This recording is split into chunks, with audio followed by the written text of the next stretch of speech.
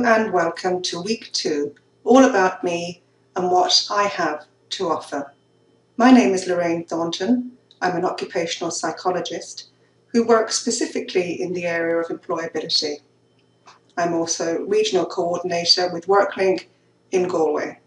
And today we will be talking about our strengths, our achievements and CVs. So to start with, I have actually devised what is called a personal SWOT analysis. Now the SWOT stands for strengths, weaknesses, opportunities and threats. The strengths and weaknesses are internally related and the opportunities and threats externally related. So what I want us to concentrate on today is looking at what our strengths are. And this is the one section on this analysis that we're actually going to concentrate on. So our strengths is something that we get asked as well when we're in an interview. So it's very important for us to actually get to know ourselves before we can present ourselves to anyone else in the job seeking process. So how do we analyse our strengths really? And the best way really of doing this is to look at what unique skills do you have. Think about what is a skill. It is different than something that you are able to do. And I will explain in a little bit more detail about skills, but just for this section I want you to think about what unique skills do you have. This could be your ability to deal with people, your interpersonal communication skills, for example. But this is something that I would like you to think about. What do you do better than anyone else?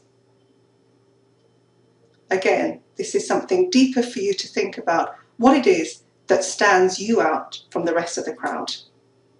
Why do people praise you? This is feedback that we get from others, and it's very important that we listen to this feedback and take it on board. Why do people praise you? What are you good at? And what achievements are you proud of? These can be achievements in a work-related capacity, or also they could be achievements through leisure or hobby activities as well. And these are something that we are proud of. What values do you believe in? What are your core values? Is this in a caring profession, for example? You like to care for people? Or are your values really in business, for example? What is your deep-rooted values? What do you believe in? Now the next section we're going to be looking at is transferable skills. What is transferable skills? Now we're identifying what skills are, but now we're actually looking at taking those skills, we're transferring them from job to job. Or in fact, for people that don't have a lot of work experience, from previous experiences. These could be hobby related as well, or leisure related, or from even work experiences or work placements as well. Now, these transferable skills might include, for example, working with others. The ability to work with others is not something that's natural for everyone. Communicating your ideas in a coherent manner. Organising your time, organising your material, organising the way that you actually work. Managing money, for example, or managing other people. So these are areas that you could think about in relationship to your skills, or transferable skills. So think about the skills you have. Communication skills, for example, IT skills. These might include, for example, research skills from studies that you've done, learning that you've had from writing essays in the past, for example. Teamworking. This could have been developed through working on group projects together. Organisational skills, learned from working to deadlines. So these are skills that you have identified from your previous experiences, but also it's important for people to understand that you can also identify skills that you may have based on how you might behave in the future. Your transferable skills are the ones you need to tell employers about.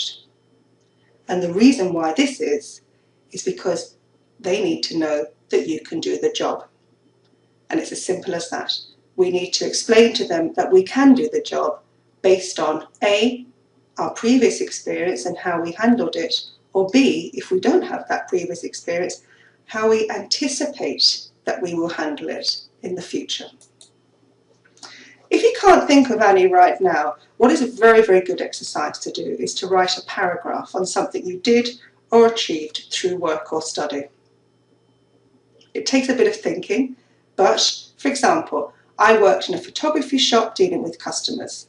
I had responsibility for opening and closing the shop. I cashed up and organised the lunch rota. Now, if you break this down, you're looking that you've had customer service experience. For example, I worked in a photography shop dealing with customers. Customer service experience, you were dealing directly with customers, with the public. Now, going on to the next area, you had responsibility for opening and closing the shop. This is a big responsibility. This is not something that we need to take for granted. We need to be able to explain this and that we can transfer this from one job to another job. We've done it before. You cashed up, for example, is being able to manage money, be able to deal with money. And you organised the lunch rota. So scheduling, for example, will be something that you could identify as a transferable skill. So it's very important that when you write things down, you take a step back, look at it, review it, and then identify from that what your skills are. So focus on the verbs. These will give you your transferable skills. So as I've said there, dealing with customers, responsible, organised. Very good. The best thing for you to do is to practice. So for more skills, we basically just write more paragraphs. What do you need to know? Your transferable skills tell you what you are good at. Now, sometimes we can take this for granted. We can assume that we are a good communicator. Therefore, everybody should know this, but they don't. We have to spell it out. What are you good at? What sort of work you could look for example, based on your transferable skills. Because we've identified what we're good at, now we need to be able to link in from that possible roles and jobs that we could utilise from this. And some key words to put on your CV if we're looking at the areas there of responsible, organised, dealing with customers, for example. These are then words that we can incorporate into the profile of our CV. Now, some classic mistakes, which we all make, but by identifying them, we hope that we will narrow these down. Not clearly focused on the target role.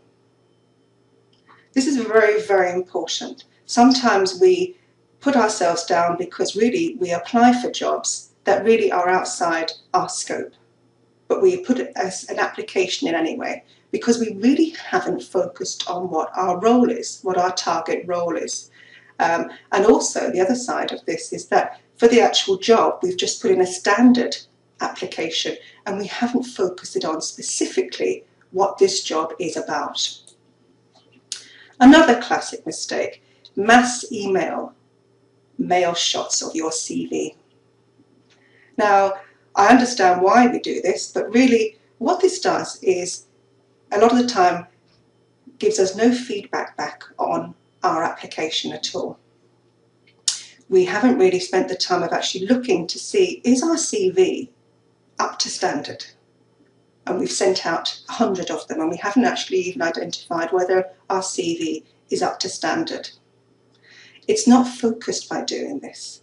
You might be sending them to many, many different jobs, different roles, different industries, different sectors. It's not focused. Too long-winded with irrelevant content. And this relates to your application and in particular to your CV, in that there's too much information in there. It's very, very important that we condense it down, and we will be speaking about this at a later date. Not enough detail on skills acquired. Sometimes on our applications we put a lot of factual information down when really we need to bring that factual information alive. And how we can do that is through the detail we can put on our skills. Spelling and grammar mistakes. We must check every bit of information that we send in, whether it's a cover letter, CV, email, anything. We never want to have a spelling or grammar mistake. Poor layout, cramped, small typeface, these are all things that we can actually make sure do not happen once we're aware of them. Lots of long paragraphs instead of bullets. It's making the reader have to do too much work. By having bullet points, you can see it's much more condensed and much more easier for the reader. So this is coming to the end now of our first topic, which was strengths and transferable skills. I'll say goodbye at this stage, and then we will carry on with our next area, which will be CVs. Thank you.